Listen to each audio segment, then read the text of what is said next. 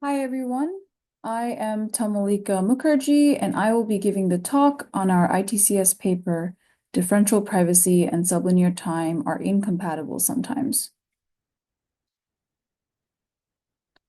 First, let me define what sublinear time and differential privacy mean. A sublinear time algorithm reads a fraction of the input data and achieves time complexity sublinear in the input size. A differentially private algorithm, M, is one in which the output distribution of M on any pair of neighboring datasets is close, where this closeness is measured by the DP parameters epsilon and delta. Note that by neighboring, I mean that the datasets D1 and D2 differ by at most one element. So on a high level, since sublinear time algorithms only process a fraction of the input set, most of the sensitive data is left unread. This inherently might imply some privacy guarantees, especially for the data that is unread. Thus, it is natural to wonder if the following is true. That is, for every problem that has an accurate sublinear time algorithm, does the same problem also have a sublinear time differentially private algorithm? Now, this implication is true for several sublinear time algorithms through a previous work of mine, where we gave a black box framework for transforming a sublinear time algorithm into a differentially private sublinear time algorithm for a specific class of algorithms. So this is our formal question, and the answer to this is surprisingly no. So in this paper, we show that there exists a problem for which there is an accurate sublinear time algorithm, and there exists an accurate differentially private algorithm that runs in linear time, but for the same problem, there is no accurate differentially private sublinear time algorithm. In related work, a paper by Dinur, Stemmer, Woodruff, and Zhao show a separation for the space complexity of DP algorithms versus non-DP algorithms. The main points I want to draw attention to is that we focus on running time, whereas their focus is on space complexity, and our bounds are information theoretic, while theirs hold under cryptographic assumptions. The rest of this talk presents background and tools needed to understand the actual problem we give this separation for, which I will present at the end. Since we're dealing with sublinear time algorithms, I will start with explaining the query model. We consider as input databases of n rows and d columns. So our problem size is n times d. Our algorithm can access the input set through attribute queries, which just means that an algorithm can query a cell of the database. Now we are interested in understanding the minimum number of attribute queries that an algorithm can make to solve a problem P and achieve both DP and accuracy. This measure is called the query complexity. We focus on lower bounding the query complexity, as if we show a lower bound for query complexity, we naturally get a lower bound on our running time. The problem for which we give a separation is based on the problem of one-way marginals, which has become a centerpiece when proving DP lower bounds. Given a database D, the one-way marginal problem releases a d-dimensional vector which comprises of the average of the columns of the input database. On the right-hand side is an example where the vector A is indeed the one-way marginal of the input set shown here. A seminal work by Bunn, Ullman, and Vadan states that an algorithm needs to query at least square root d many rows to achieve both privacy and accuracy. A natural question that might arise is whether the lower bound of Bun et al. Can directly give us a lower bound for our problem. In particular, since their lower bound is on the number of rows queried, perhaps we could extend it simply by multiplying their lower bound with the number of columns, little d, to get a lower bound on the number of attribute queries as shown here. There are two reasons for why this isn't directly implied by their result. First, their focus is on sample complexity, where the algorithm that achieves both DP and accuracy can still be computationally unbounded, whereas our focus is on query complexity. The second reason is that an algorithm in their model can only make row queries, versus our model where an algorithm can make attribute queries. Thus, it doesn't eliminate the possibility of an algorithm that distributes little o of d, many attribute queries, across each row, so that each row is partially examined, but the total number of queries is little o of d square root d in our model, which would bypass the conjectured lower bound shown here. Thus, we need further investigation. Next, I will introduce a cryptographic tool called fingerprinting codes, which was originally designed for watermarking copyrighted content and is very useful in proving DP lower bounds. A fingerprinting code takes in as input the number of users n, code word length d, and the coalition size c. It consists of a pair of randomized algorithms, gen and trace. Gen on input n generates n code words for n users, and the functionality of trace is better understood through the security property. The security property of the fingerprinting code asserts that any code word can be traced to a user in the coalition under the following conditions. The first condition is that the coalition size must be at most little c, where little c is the input parameter to the fingerprinting code. And the code word that is produced from colluding, C prime, must be a feasible code word. Now, what do I mean by a feasible code word? The definition is quite intuitive. If every colluder has the same bit b in the jth bit of their code word, then the jth bit of the new code word must also be b. An example makes this definition more clear. Consider this table to be our coalition. Since the first and last columns have the same bit, then the combined code word must have the bit 1 in the first entry, as well as the bit 0 in the last entry, to satisfy the feasibility property. Okay, now that we have the tools and the background, let us proceed to our lower bound construction. Our lower bound is achieved through a re-identification attack. A re-identification attack proceeds as follows. We choose a distribution on databases, and the adversary receives a database D drawn from that distribution, as well as the output of an alleged sanitizer on either the input set D or the input set D after removing a row I. The goal of the adversary is to identify a row of the input set that was fed to the sanitizer A. Notice the similarity of the attack to the definition of DP. In particular, if the algorithm A is DP, then the output of A on neighboring inputs D and D minus a row I must be close in the DP sense. To understand the challenges in our model, it is helpful to see how past DP works have utilized fingerprinting codes to launch a re-identification attack.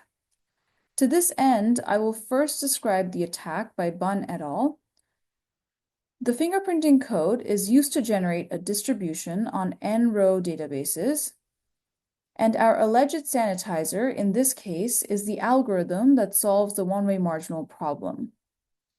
Note that we assume this algorithm is accurate. The attack proceeds as follows.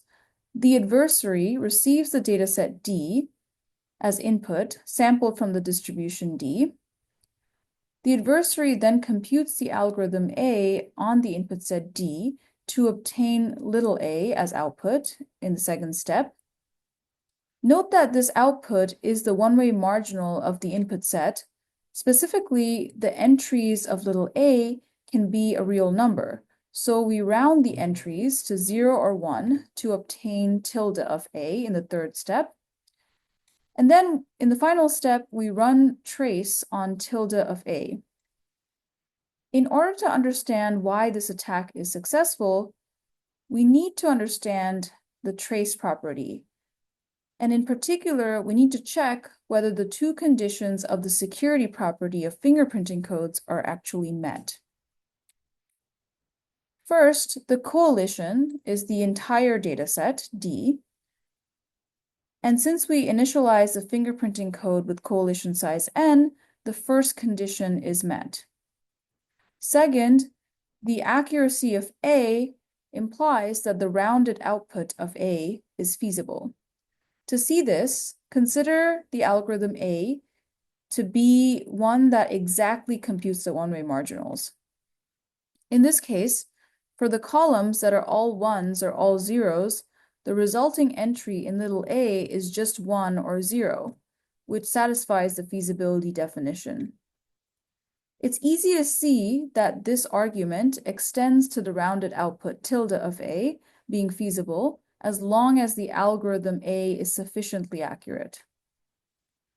Now, since the two conditions of the security property are met, the trace attack will be successful with high probability, which means that the adversary can re-identify a user in the input set D with high probability. The final step is to invoke a known lower bound on the fingerprinting code length by Tardosh, which gives us the DP lower bound. Now let us consider a re-identification attack in our model. Since the alleged sanitizer can only see a subset of rows by nature of being a sublinear algorithm, we now have to choose a distribution on a subset of rows C, which is less than or equal to n. The attack proceeds in the same fashion as before, except now we're trying to re-identify a user in the subset of rows queried by our sanitizer. I want to mention that I abuse notation from here on out regarding what the sublinear algorithm A takes as input. In particular, A is always taking as input the entire dataset, and the accuracy guarantees of A are for the entire dataset. But I will show A as taking as input the subset of rows that it queries instead for clarity. So we want to use fingerprinting codes to launch a re-identification attack as outlined in the previous slide. For simplicity, let us assume for now that the sanitizer, which is the algorithm that computes the one-way marginals, can only query entire rows. Now, we use fingerprinting codes to generate a distribution on C row databases, and then we give the adversary a dataset sampled from this distribution. In the second step, the adversary will simulate a query oracle in which every time the algorithm A queries a row, the adversary passes the algorithm a row from the dataset C subscript S. Once the adversary gets the output of A, we want to proceed as before, where we round the entries and we run trace. But the question is, does trace actually work in this case? We need to check the two conditions of the security property. First, the coalition is C subscript S, which is at most little c. And that's good as it corresponds to the input parameter of the fingerprinting code here. The second condition needs the rounded output tilde of A to be feasible for the set C subscript S. Now, we still have that A is an accurate algorithm, which by definition, the accuracy guarantee of A is for the entire data set. So that means that the rounded output is still feasible for the entire data set. However, it may not be feasible for the set C subscript S. Thus, using trace will not be successful as the second condition is not satisfied here. To address this gap, we introduce a property called the feasible sample property, and we show that a variant of fingerprinting code satisfies this property. So the feasible sample property states that if an algorithm takes as input a subset of rows from the codebook, and the output of this algorithm is feasible for the entire codebook, then the same output must be feasible for the subset of rows it sees as input. This is exactly what we need to address the gap I showed you in the previous slide. We define the PRPPC fingerprinting code through the following process, where we generate a code book from the original fingerprinting code, and we permute the rows and pad L columns of zeros and L columns of ones to the original code book. And we show that this variant satisfies the feasible sample property. So now let us try our attack again, but this time using PRPPC to generate the distribution on little c row databases, and then doing the same thing as before. So we still have our coalition size to be upper bounded by the input parameter. So the first condition of the security property is satisfied. As for the second condition, the accuracy of A still implies that the rounded output is feasible for the entire dataset. And because we are using the PRPPC fingerprinting code, this implies that the same output must also be feasible for the dataset C subscript S. So we are happy as we can use trace to re-identify a user in C subscript S with high probability. Of course, we assumed that the algorithm A can query entire rows in our attack in the last slide. So to remove this assumption, we apply a secret sharing scheme. The intuition behind this is that the security of the secret sharing scheme will force the algorithm to make many attribute queries per row. In particular, the algorithm is forced to make at least little d attribute queries, which will give us our final lower bound. Now I can present the actual problem for which we give a separation. We call this problem the secret sharing problem, or PSS for short. An algorithm solving PSS is given the encoded rows of the original dataset D, and we call this encoded dataset D subscript S, and the algorithm has to release the one-way marginals of the underlying dataset D. Note that the query model is defined as the algorithm can make attribute queries to the encoded dataset D subscript S that it receives as input. Finally, I can show you our formal result. Note that we choose the number of rows n to be theta square root of d according to the lower bound by Bunn et al., which says that anything smaller cannot have a DP and accurate algorithm. So the problem size here is n times little d, which is given by little m. We show that there exists a sublinear time non-DP algorithm that makes O of d log d many attribute queries. The idea here is to decode the shares corresponding to O of log d many rows, and the accuracy is then given by Hofting bounds. There also exists a DP algorithm that queries the entire dataset and adds Gaussian noise after decoding the shares. Our main result is that any algorithm that is both accurate and satisfies differential privacy must make at least d times square root d over log d many attribute queries. I will end my talk here. Thanks for your attention, and if you have any questions, please feel free to email me.